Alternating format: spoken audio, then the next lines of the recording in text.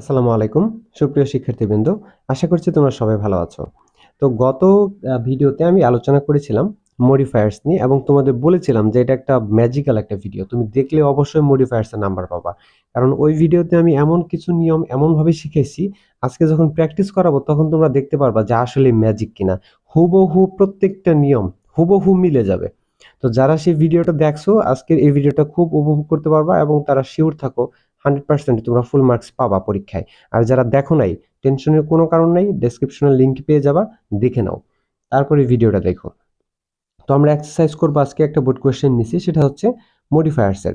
তো দেখবো আমরা যে নিয়মগুলো পড়ছিলাম হুবহু কমন পড়ছে কিনা। যদি হুবহু কমন পড়ে তাহলে তো বুঝবা যে কথা কাজে ঠিক আছে, এবং এর পরবর্তীতে যা বলবো সেরকম ভিডিওই হবে, তাই হবে।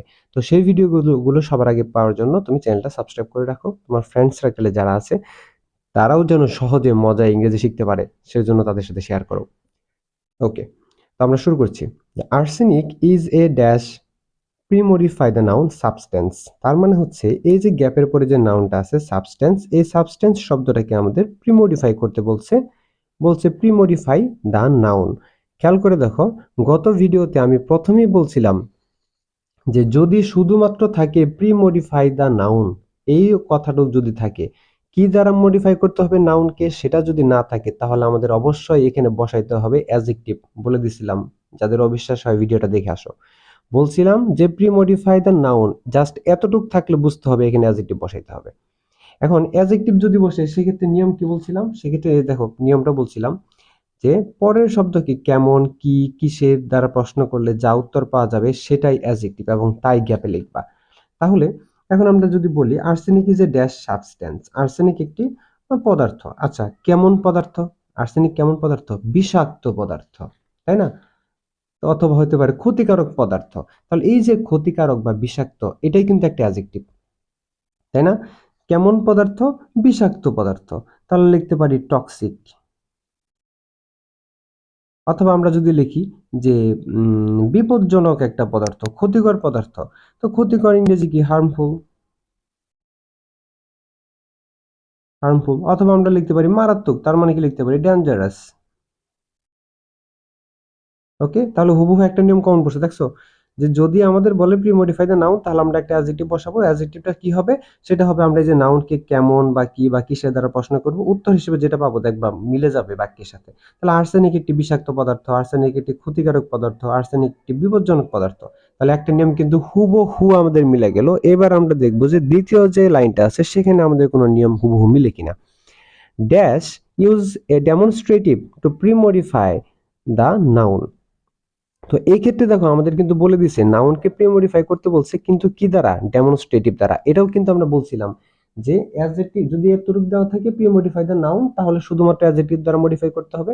আর অ্যাডজেক্টিভ যদি না লেখা থাকে, যে মডিফায়ার লেখা থাকবে সেই মডিফায়ার বসে আমাদের প্রি-মডিফাই করতে হবে। এবং আমরা বলছিলাম যে মডিফায়ার কি কি থাকতে পারে। মডিফায়ার থাকতে পারে ডিটারমিনার, তারপর থাকতে পারে অ্যাডজেক্টিভ, ইন্টেন্সিফায়ার, ইনফিনিটিভ। এগুলো আমরা দেখাইছিলাম লাস্ট ক্লাসে, যারা দেখো না ভিডিওটা দেখে আসো, উপকার হবে। তো এখানে বলছে দেখো ডিটারমিনার, তারপর ডিটারমিনার ভিতরে আছে ডেমনস্ট্রেটিভ। তাহলে ওইখানে বলছে যে pre modify the noun with demonstrative. তাহলে ডেমনস্ট্রেটিভ আমরা জানি। তারপর এটাও বলছিলাম যে যারা মডিফাই, কি শব্দ আছে সেগুলো মুখস্থ। তাহলে আমরা জানি ডেমনস্ট্রেটিভের আন্ডারে 4টা শব্দ আছে, এবং আমরা এটাও জানি কখন কোনটা বসে, তাই না?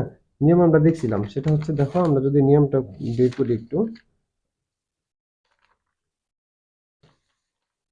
নিয়মটা কোথায় গেল?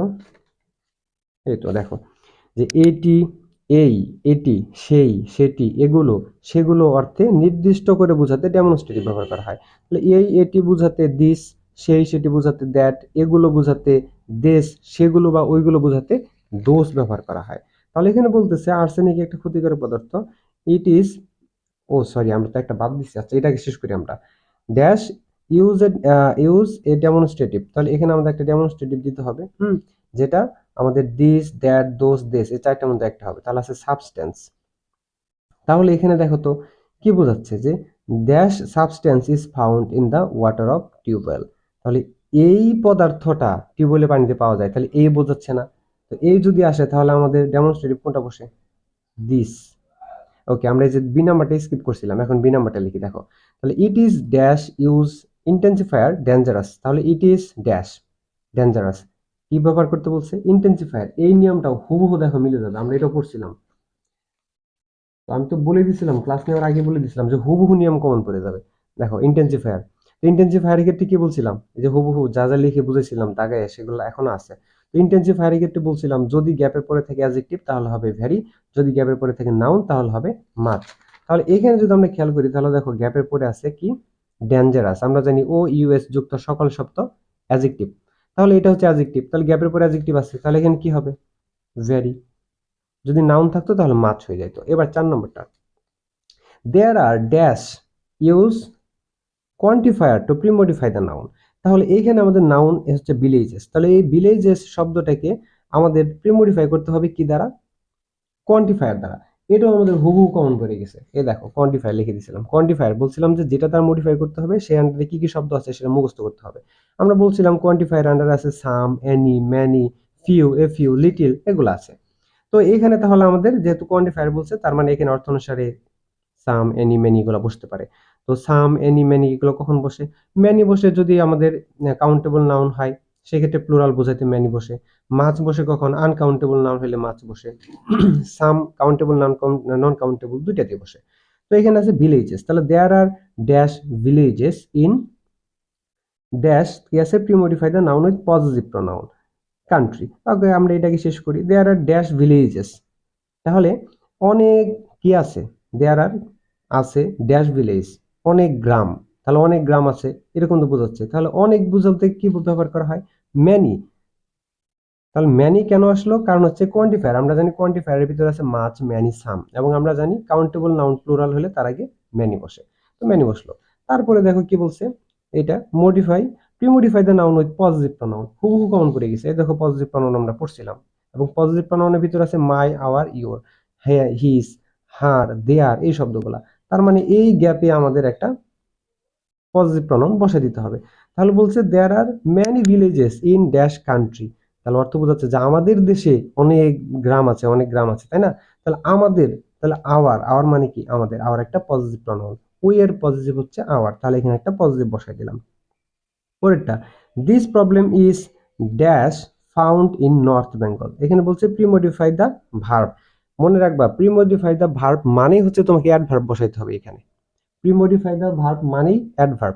কোন অ্যাডভার্ব বসবে? তখন এই ভার্বটাকে আমরা প্রশ্ন করব, ভার্বটাকে প্রশ্ন করব আমরা কিভাবে।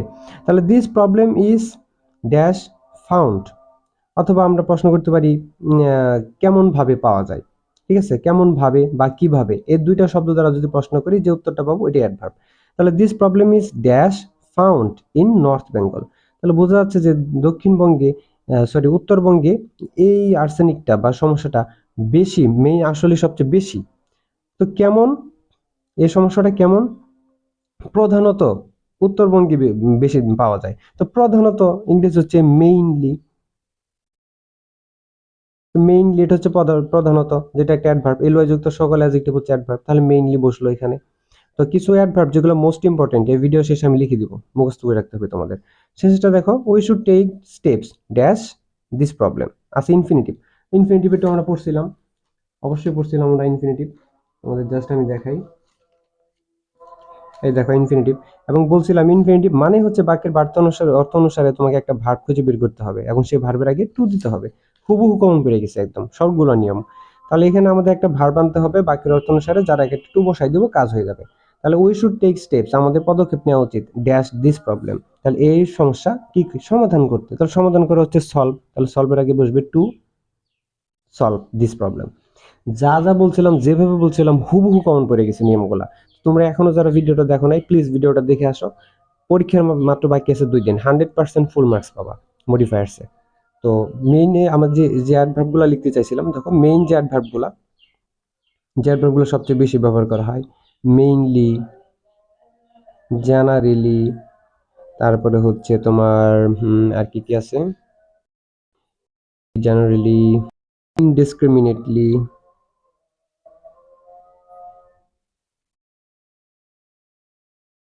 ইনডিসক্রিমিনেটলি, তারপরে হচ্ছে আমাদের আছে আরো অফটেন, কমপ্লিটলি,